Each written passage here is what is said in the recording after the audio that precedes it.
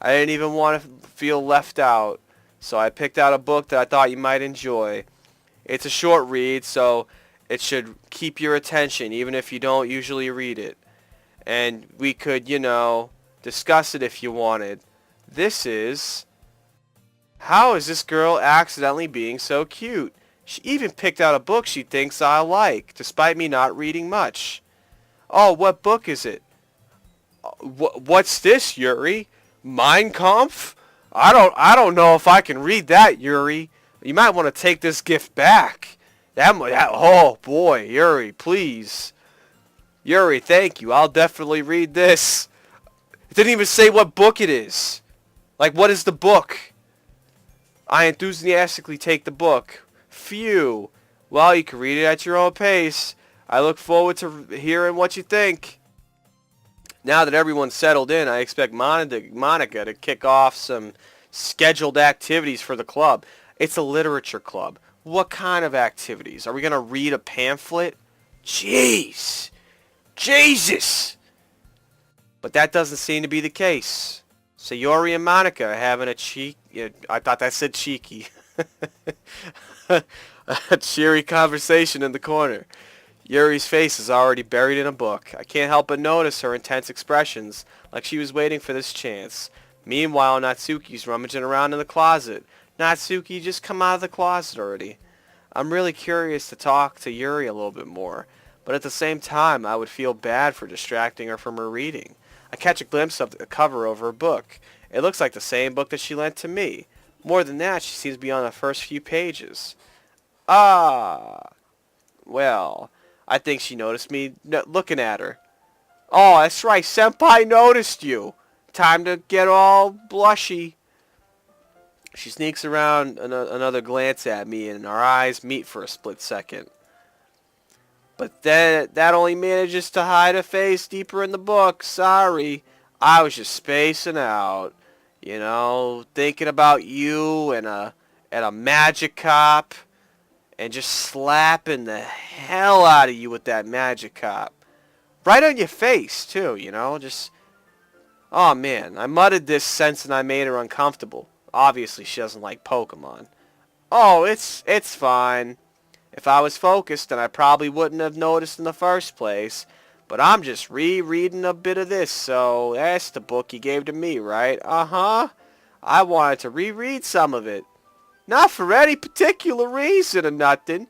Just curious how come you have two copies of the same book. Ah, well, when I stopped at the bookstore yesterday. Oh, that's not what I meant. I mean, I just happened to buy two of them. I thought you said you were rereading it. Ah, I see. There's something fairly obvious here that Yuri isn't telling me, but I decided to let it go. Well, let's see. If she said she just stopped by the bookstore the other day, and she's saying she reread it, she's obviously lying. Clearly, she bought two of the same book. She wanted you both to read it. She thought it'd be romantic. Guess what? It's not. It's just pathetic. It's just pathetic. Okay. This isn't Twilight. I'm not gonna start sparkling and make your dreams come through, and we're gonna ride into the sunset, because apparently that doesn't kill them for some reason. Whatever. Vampires. I'll definitely start reading it soon. Nosferatu. I'm glad to hear that. Once it starts to pick up, you might have a hard time putting it down, just like my ex-wife. It's a very engaging and relatable story, kind of like, I can't even. I can't even. What is this? Is that so? What's it about anyway? Well, Yuri closes the book and scans her eyes over the back. The book is titled Portrait of Markov. What? There's an ominous-looking eye symbol on the front cover. Oh, it's just the Illuminati. No big deal. She's just part of the Illuminati. Alright, I just wanted to make sure I don't accidentally give anything away. Basically, it's about this girl in high school who moves in with her long-lost younger sister, and then she murders her and eats her body so that she'll always be with her. But as soon as she does so, her life gets really strange. Seriously strange. She gets targeted by these people who escaped from a human experiment prison. Prison school? And while her life is in danger, she needs to desperately choose who to trust. No matter what she does, she ends up destroying most of her relationships and her life starts to fall apart. That's kinda dark, isn't it? Yuri made it sound like it was going to be a nice story, so that dark turn came out of nowhere. Ahaha! Yuri gently giggles all of a sudden. Ugh. Are you not a fan of that sort of thing, young Pepe? Not really. You know, I'm more of like a realistic kind of guy. Yeah, it doesn't seem super realistic to me. No, it's not that. You know, I just figured if you're going to read about, you know, people escaping experiments, why not MK Ultra or something, but whatever. I mean, I can definitely enjoy those kind of stories, so don't worry. I hope so. Yeah, I totally forgot that Yuri's into these kind of things. She's so shy and reclusive on the outside, but her mind seems to be completely different. It's just that, it's just that these kind of stories, they really jingle my bells, you know what I'm saying? They really finagle my bagel, you know what I'm saying? They challenge you to look at life from a strange new perspective. When horrible things happen, not just because someone wants to be evil, but because they have their own goals or their own philosophy that they believe in. You know, like cannibals. Then suddenly, when you thought you related to the protagonist, you realize you're a Wendigo. They're made out to be the naive one for letting their one-sided moral interfere with the villain's plot. I'm rambling, aren't I? Not again. I'm sorry. Hey, don't apologize. I haven't lost interest or anything. Well, I guess it's alright then. But I feel like I should let you know that I have this problem. It's okay. I'm sure the viewers realize by now, but I also ramble a lot. Like a lot. You have no idea. When I let things like books and writing fill my thoughts, I kind of forget to pay attention to other people. So I'm sorry if I end up saying something strange. Hey, viewers, I also concur with that. I think you should forgive me if I say something strange. And please stop me if I start talking too much. Well, viewers, you can't stop me from doing that. I'm sorry. The only way you can stop me from doing that is like pause the video, X out of the video, whatever fluffs your butter, you know. That's I don't think you need to worry. That just means you're passionate about reading. The least I could do is listen. It's a literature club after all. Hey, this is a literature club. This isn't a listen club, okay? That's true. In fact, I might as well get started reading it, right? You don't have to. What are you saying? Just a moment ago you said you were looking forward to it. Let me just get the book. I quickly retrieved the book that I had put in my bag. Alright, it's fine if I sit here, right? I slip in the seat next to Yuri's. Yeah, are you sure? You seem to be a little apprehensive. I'm sorry. It's not that I don't want you to. It's just something I'm not very used to. That is, reading in company with someone. I see. Well, just let me know if I end up distracting you or anything. Alright. I open the book and start the prologue. I soon understand what Yuri means about reading in company. It's as if I could feel her presence over my shoulder as I read. It's not a particularly bad thing. Maybe a little distracting, but the feeling is somewhat comforting.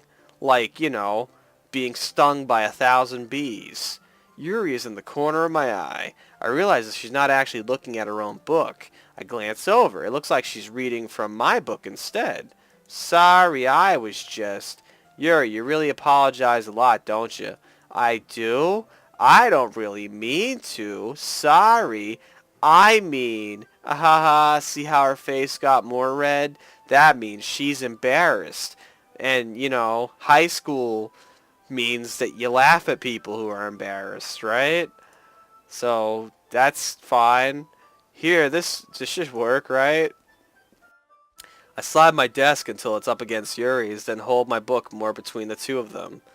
I suppose so. Yuri timidly closes her own copy.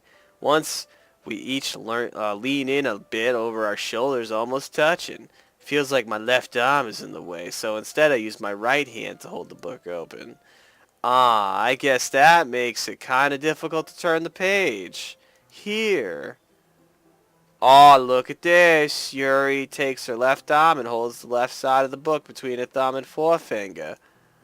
Ah, I do the same with my right arm and the right side of the book. That way I can turn a page and Yuri slides it under her thumb after, flips the other side. But I'm holding it like this. We're huddled even closer together than before. It's actually kind of distracting me. It's as if I can feel the warmth of Yuri's face and she's in the corner of my vision. Are you ready? Huh? To turn the page? Sorry. I think I got a bit distracted for a second. I glance over at Yuri's face again and our eyes meet. I don't know how I'll be able to keep up with her. Ah, that's okay. You're not as used to reading, right? I don't mind being patient if it takes a bit longer. It's probably the least I can do, since you've been so patient with me. Aw, look at her smile. Aw, that's supposed to be sweet, but it's just kind of creepy. Yeah, thanks. We continue reading. Yuri's no longer asks me if I'm ready to turn the pages. Instead, she just kind of assumes I finished the page before me, so I turn it by my own volition. Oh boy. We continue the first chapter in silence. Even so, turning each page almost feels like an intimate exchange. Oh no. My thumb gently letting go of the page, letting it flutter over her side as she catches it under her own thumb. Hey, Yuri, this might be a silly thought, but the main character kind of reminds me of you a little bit. You think so? How does she? Well, I guess she's more blunt in a lot of ways, but she's also second guesses all the things she says and does, like she's afraid she'll do something wrong. It's not like I can see into your head or anything, or maybe I can, but they're kind of reminiscent of some of your mannerisms. I see. Yuri remained silent for a moment. But young Pepe, that's probably a terrible thing to have in common with her. That's so embarrassing that you think that. Wait, I didn't mean it in a bad way or anything. Sorry, I really should know that you were self-conscious about that sort of thing. I guess I more meant it as kind of cute. Yeah. Ah, were you saying all of a sudden? Okay, everyone. I think it's about time we share today's poems with each other. We might not have enough time if we wait too long. Ah, Yuri exhales, spreads from her finished her thoughts. Is that alright, Yuri? You kind of look down. I'm sorry if you haven't been looking forward to this. Oh, it's not that. Oh, it's fine. Yuri reaches a hand from a book, causing it to close on top of my thumb. Alright, I guess I'll have to do some more reading tonight. Or would you prefer I only read it with you? I guess I don't have much of a preference either way. Huh. Well, Yuri. In that case, I'll read a little bit more tonight. It'll be more fun to read with you after it picks up a bit, you know? That's good reasoning. In that case, feel free to finish the first 2 chapters in your own time. Alright, I stand up. I make a mental note of where I left off in the book, then slip it back into my bag. By the way, did you remember to write a poem last night? Yeah, it's a jumble of words. I don't know if it's going to be any good, you know. My relaxation ends. Oh, God. I can't believe I have to do something so embarrassing. I couldn't really find much inspiration since I never really done this before. Well, now that everyone's ready, why don't you find someone to share with?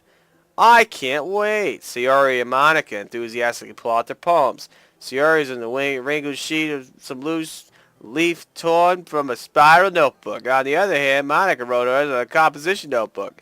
I had already seen Monica's pristine handwriting from where I sit. Natsuki and Yuri reluctantly comply as well, reaching into their own bags. I do the same myself. Who would you like to share your poem with first? Yuri, I guess. Yuri seems the most experienced, so I'll start with her.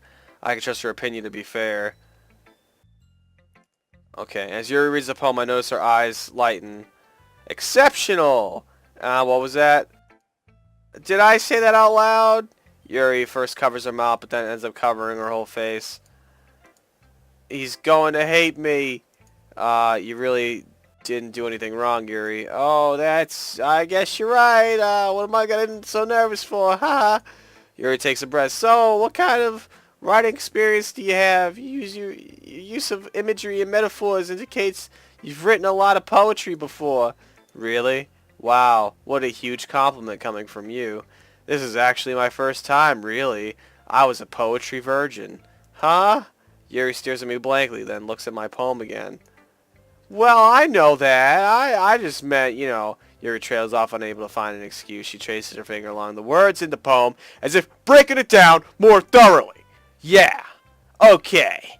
This is the reason I was able to tell. It's just that there are some specific writing habits that are usually typical of new writers. And having been through that myself, I kind of learned to pick it up on all of them. I think most of the notable things I recognize as new writers is that they all try to make their own style very deliberate. In other words, they tend to pick a writing style separate from the topic matter, and they form-fit the two together. The end result is that both the style and the expressiveness are weakened. Once Yuri finds a train of thought, it's as if her demeanor totally changes. Her stammering is completely gone, and she sounds like an expert. Of course, it's not something you could be blamed for. There are so many different skills and techniques that go into writing and even a simple poem.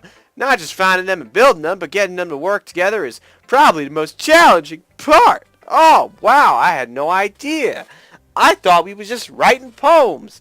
Apparently, there's a whole damn science to it.